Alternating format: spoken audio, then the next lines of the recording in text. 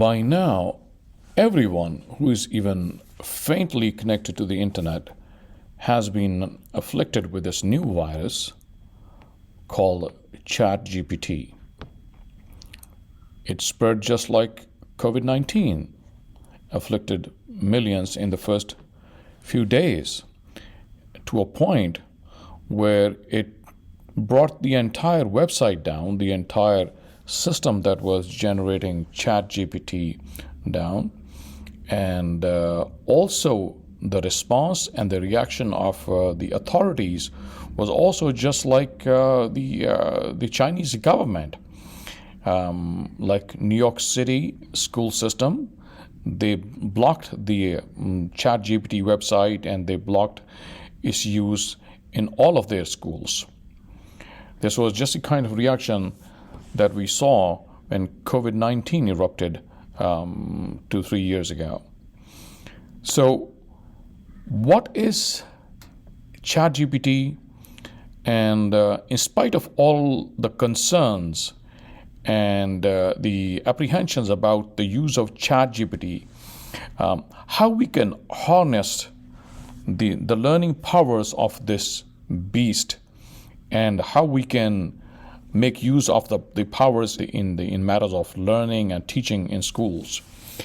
And because ChatGPT started as a text-based, a natural language generative application, so the first concern, the first hue was raised by the teachers, especially the teachers of language arts, because they thought that this is going to impact their employability, whether there will be a need of teachers in schools, in colleges, and universities, because ChatGPT was able to generate responses in the natural language format of an essay or bulleted lists, or in the form of proper paragraphs that was not possible before.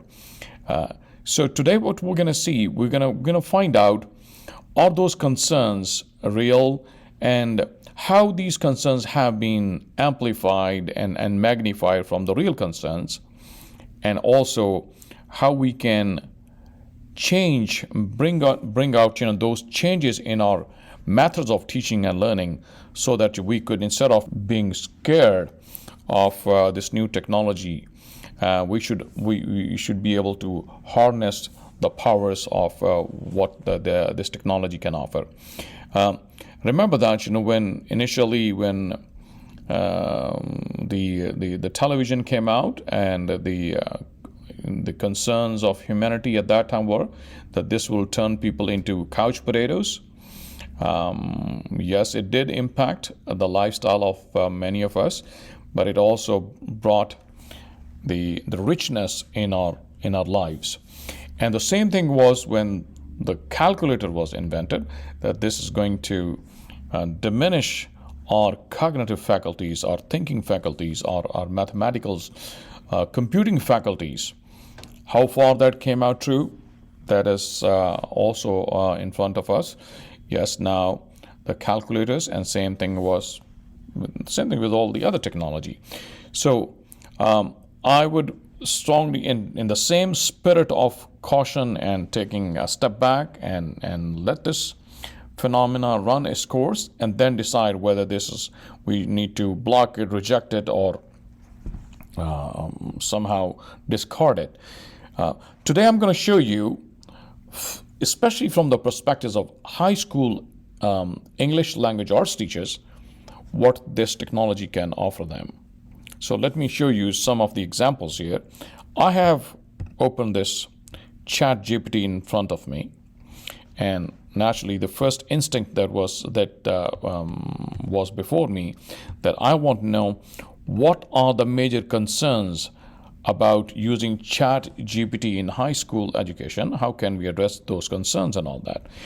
And how can teachers detect if a student's submission is really his or her own, or if it has been generated by ChatGPT. ChatGPT itself is now offering me all the responses to my concerns, to my questions. And this is briefly summarizing in the first paragraph, is summarizing the concern, the major concerns are that there's a potential for students to plagiarize, and this will have some impact on the students' long-term ability to use language in the proper context, because they are not practicing it. So how we address those concerns is to make sure that students know when to use and how to use ChatGPT. The benefits of using ChatGPT in high school education is to give them the tool of assessing students' understanding of a concept. The students can generate examples and non-examples of a concept to see whether what they understand, what they think is the definition or the explanation of a concept, whether that is true or not. The ChatGPT can actually analyze their submissions. You can feed an essay, and ChatGPT will analyze it to either a teacher-created rubric that you can submit. All right, I have submitted a certain rubric, and see if a particular essay or a short story or a submission meets the requirements of that rubric or not. Pretty sure I have some samples here. So here, I actually asked ChatGPT to create a rubric for high school writing assignments. So I asked ChatGPT to do that for me. And what you're seeing here in the form of this table is a fine rubric, that is not only covers all the aspects. These are the repetitive, redundant activities that teachers was doing in the past. That, all right, what are the criterion of assessing or evaluating a writing assignment? For example, the first criteria is showing you show versus tell, whether an assignment is showing or just telling. And then you have four different levels of competence or the skill level. So you have the usual stuff, these usual levels that you used in routine assignments. Those are here along with their descriptions. So show versus tell and is being categorized or is being evaluated as excellent, good, satisfactory, or needs improvement. The second criteria is emotions. How well a student is using emotions in their writing. Another criteria is the ability to explain a conflict in that writing. And then how well the student's voice is being embedded. And the next criteria is the point of view. What point of view the student is using? Is the student maintaining a certain perspective or just hopping from one perspective to another? And then we have the setting, the background of an assignment, and finally the dialogue. Is there a dialogue? Now remember that this particular rubric is not for an essay. This is for generic writing assignment of all kinds. And ChatGPT is telling me that these are the four different levels of expertise that the students are supposed to be matching the excellent level of competence, but wherever they fall under these four areas you can see here. Now, the next question I asked ChatGPT is, suggest me some sample creative writing assignments for high school students. I'll look at the quality of writing assignments the teachers would take forever to come up with. So instead of investing or spending your cognitive and your thinking time and energy on planning a lesson, it is giving you a baseline, it's giving you all that needs to be done. So it is primarily, remember that now we are moving towards student-centric education. So earlier, if you realize that it was the teacher's time, so teacher's time is now being minimized, and now moving all the focus and the activities and the assignments towards students. So now here are some of the sample creative writing assignments. Look at, beautiful. Write a short story about a character who is living in a world where technology has surpassed human intelligence, ChatGPT, for example. The story should explore the character's reactions to this new reality and the impact it has on their life or lives. And so far, then write a descriptive poem, write a script for a short film, write a personal essay, write a fictional diary, write a letter, write a play, write a creative nonfiction piece. So look at the variety of assignments that you're getting already churned out for you. So you have 10 of these. These are just some of the sample examples.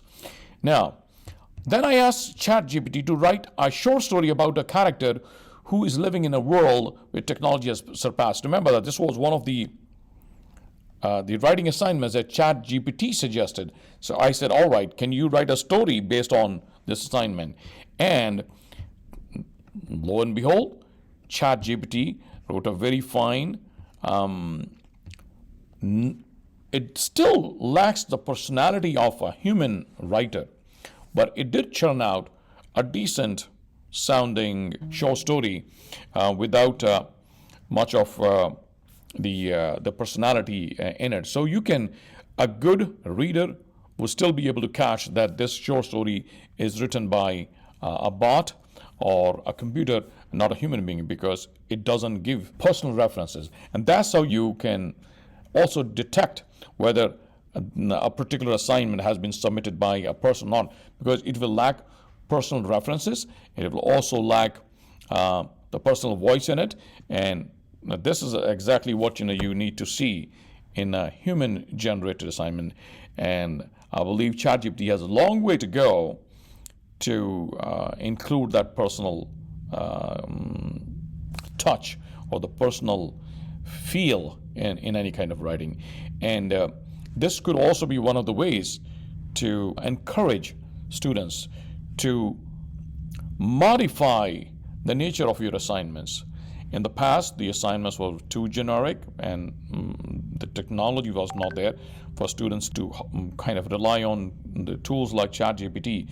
But now, this is the time when the teachers would have to reevaluate the nature of their assignments. It's not the way you teach, it's just now you know that, all right, this is the foundation that has already been set for students. How can I build beyond that foundation? That is the question. So, what I asked now in the next question, what I asked ChatGPT, that, all right, you wrote this short story, thank you very much, you have submitted this short story. How would you grade this short story on the rubric that I showed earlier in this chat? Now, ChatGPT remembers what the sequence or what came earlier in this conversation, in this chat. So what it did, it simply went ahead and started based on that criteria, and the 1, 2, 3, 4, 5, 6, 7, 8, 9, 10, and 11 aspects or 11 criteria of writing. It started gathering all of that, and look at that in the next column. It started grading it, and it graded it as show versus tell. It was all showing, not telling, excellent, and that's how it graded automatically. So you can also save your time of grading a student assignment. If you have, let's say, 150 essays to grade on any given week, wouldn't it be great that you can feed those essays in ChatGPT, generate that whether this matches the rubric that you set, and then have a conversation or give precise, actionable feedback to students that students can work on and can build on. So, and also in addition to grading it on rubric, it also gives a narrative feedback in the form of one paragraph here. Very fine and time-saving tip. Now, I asked ChatGPT, how can you tell the story that you just saw? It was written by a ChatGPT and not a real human, and it tells you, like we discussed earlier, that it tells you that it lacks originality, it lacks personal experience. You won't find many errors, spelling errors, grammatical errors in a machine-generated response, and that's what makes it different from a human-generated response. And there won't be much of a cultural context there. Wherever you are, your surroundings, your environment, there's no reference to that, and that's how you know it. And this was all about language arts, but the same. I did try a couple of sample questions about other subject areas like mathematics. That I'll discuss at another point. Right now, I just wanted to focus on language arts and the text-based assignments so that you could see the potential as well as understand the concerns or the apprehensions about this very powerful tool of generative natural language communication system. It's also telling you now, as a starting point, ChatGPT is suggesting some ChatGPT assignments for students in language arts classes. That what assignments you can assign them and ask them to use ChatGPT and come up with the responses. So here are some sample assignments English teachers can assign their students. Writing prompts: give students a writing prompt and ask them to use ChatGPT to generate a short story or essay based on the prompt. The teacher can then provide feedback on the student's use of ChatGPT to generate the text. And then you can also ask summarizing. Have students read an article and story and ask them to use ChatGPT to summarize the main points. This can also come in very handy for reading resistant students. If there's a longer text and you can't get them started, you can always ask them, all right, go ahead and get a summary of this. This is more like a Blinkist version of the longer read.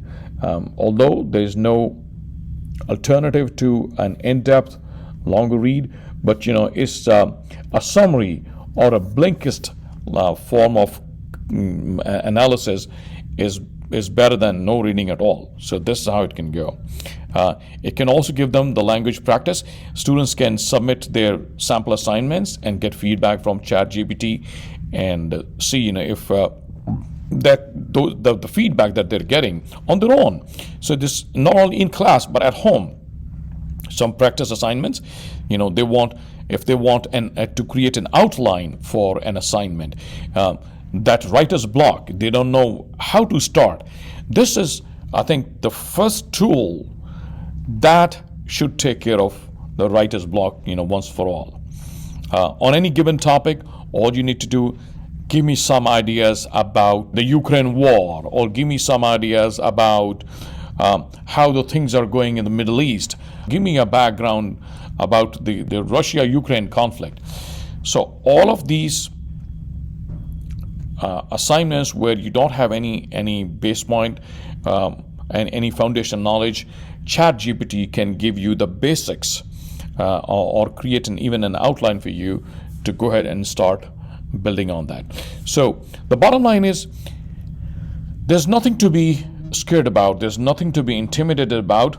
This is a very powerful tool to enrich your mind, to lift your thinking from getting stuck in the basics, in the rudimentary level of any kind of a topic or conversation, and take it to the levels which can generate interesting and appealing assignments, and also enrich your conversations with tools, with proverbs, with examples that were not possible before.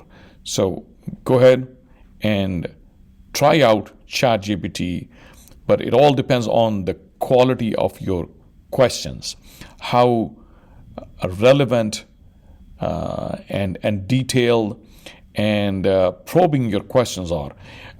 This is also one of the skills that students can learn. ChatGPT is not something that will just churn out in-depth responses to very shallow question. Your questions have to be deep enough, have to be investigative enough, and should show the cognitive depth before you can have cognitively deep answers from ChatGPT. So until next time, bye-bye.